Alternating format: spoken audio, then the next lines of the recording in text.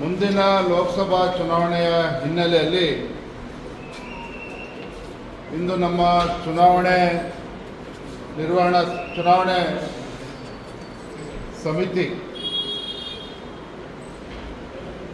ಇವತ್ತೆಲ್ಲರೂ ಕೂಡ ನಾವು ಸಭೆ ಸೇರಿದ್ವಿ. ಎಲ್ಲ ಹಿರಿಯ ಸದಸ್ಯರು ಕೂಡ ಈ ಸಭೆಯಲ್ಲಿ ಭಾಗವಹಿಸಿದ್ರು.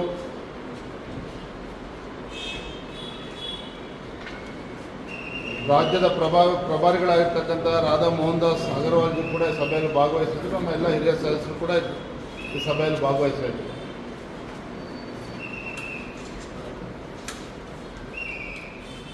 ಕಳೆದ 2-3 ದಿನಗಳಿಂದ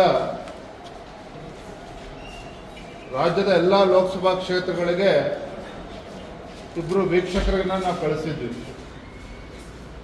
ಅಲ್ಲಿ ತೆರಳಿದಂಥ ವೀಕ್ಷಕರು ಅಲ್ಲಿ ಆ ಲೋಕಸಭಾ ಕ್ಷೇತ್ರಗಳಲ್ಲಿ ಅಭಿಪ್ರಾಯನ ಸಂಗ್ರಹ ಮಾಡಿ ಕೆಲವು ಹೆಸರುಗಳನ್ನು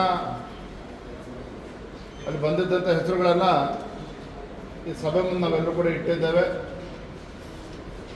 ಎಲ್ಲ ಕ್ಷೇತ್ರಗಳ ಬಗ್ಗೆ,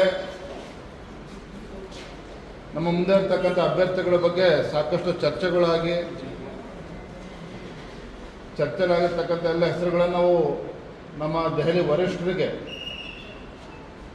ಕಳಿಸ್ಕೊಡ್ಬೇಕು ಅಂತೇಳಿ ಈಗಾಗಲೇ ತೀರ್ಮಾನ ಆಗಿದೆ. ಭಾಳ ಸಂತೋಷದ ವಿಚಾರ ಅಂತ ಹೇಳಿದ್ರೆ,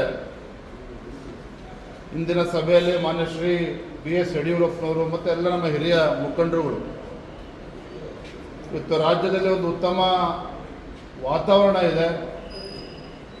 ಭಾರತೀಯ ಜನತಾ ಪಾರ್ಟಿ ಮತ್ತು JDS ಎರಡು ಪಕ್ಷಗಳು ಒಂದಾಗಿ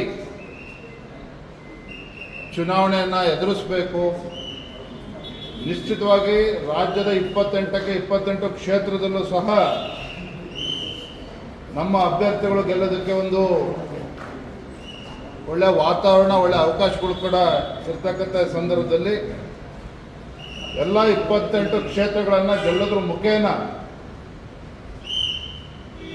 ಒಂದು ಹೊಸ ದಾಖಲೆ ನಿರ್ಮಾಣ ಆಗಬೇಕು ಅಂತೇಳಿ ಇದೆಲ್ಲ ಪಕ್ಷದ ಹಿರಿಯ ನೇತೃತ್ವದಲ್ಲಿ ತೀರ್ಮಾನ ಆಗಿರ್ತಕ್ಕಂಥದ್ದು. ಬರುವಂಥ ದಿನಗಳಲ್ಲಿ ಯಾವ್ಯಾವ ಹೆಸರುಗಳು ನಮ್ಮ ಎಲೆಕ್ಷನ್ ಕಮಿಟಿಯಲ್ಲಿ ಚರ್ಚೆ ಆಗಿದೆ ಎಲ್ಲವನ್ನು ಕೂಡ ನಮ್ಮ ದೆಹಲಿಯ ವರಿಷ್ಠರಿಗೆ, ನಮ್ಮ ರಾಷ್ಟ್ರೀಯ ಅಧ್ಯಕ್ಷರಿಗೆ ಮುಂದಿನ 2-3 ದಿನದಲ್ಲಿ ನಾವು ಕಳಿಸ್ಕೊಡ್ತೇವೆ. ಸರ್, ಮೊದಲನೇ ಪಟ್ಟಿಯಲ್ಲಿ ಯಾವುದೇ ಹೆಸರುಗಳು ಘೋಷಣೆ ಆಗಿದೆ. ಈಗ 8ನೇ ಪಟ್ಟಿಯಲ್ಲಾದರೂ ಕೂಡ 28 ಕ್ಷೇತ್ರದ ಹೆಸರು ಘೋಷಣೆ ಆಗುವಂಥ ಸಾಧ್ಯತೆಗಳಿದೆ. ನೀವು ಕೊಡುವಂಥ ನೋಡಿ, ನಮ್ಮ ಜವಾಬ್ದಾರಿ ಇರ್ತಕ್ಕಂಥದ್ದು ರಾಜ್ಯದಲ್ಲಿರ್ತಕ್ಕಂಥ ಎಲ್ಲ 28 ಲೋಕಸಭಾ ಕ್ಷೇತ್ರಗಳಲ್ಲಿ ಯಾರ್ಯಾರು ಆಕಾಂಕ್ಷಿಗಳಿದ್ದಾರೆ ಆ ಆಕಾಂಕ್ಷಿಗಳ ಬಗ್ಗೆ ಚರ್ಚೆ ಮಾಡಿ ಆ ಮಾಹಿತಿಯನ್ನು ದೆಹಲಿಗೆ ಕಳಿಸ್ತಕ್ಕಂಥದ್ದು ನಮ್ಮ ಮೊದಲ ಆದ್ಯತೆ, ನಮ್ಮ ಕರ್ತವ್ಯ ಕೂಡ.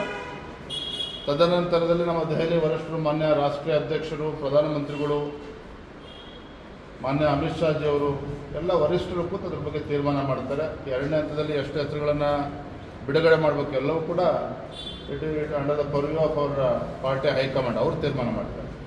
ಎಷ್ಟು ಹೆಸರುಗಳು ಅಂತ ನೀವೇನಾದರೂ ಎಲ್ಲದೂ ಕೂಡ ಚರ್ಚೆ ಆಗಿದೆ. ಎಲ್ಲ ಚರ್ಚೆ ಆದಂಥ ಹೆಸರುಗಳನ್ನು ನಾವು ದೆಹಲಿಗೆ ಕಳಿಸ್ಕೊಡ್ತೇವೆ.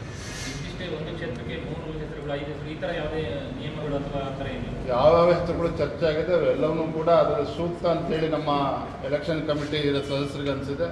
ಆ ಹೆಸರುಗಳನ್ನು ನಮ್ಮ ಮೇಲ್ಗಡೆ ಕಳಿಸ್ಕೊಡ್ತೇವೆ. ಧನ್ಯವಾದ. Thank you.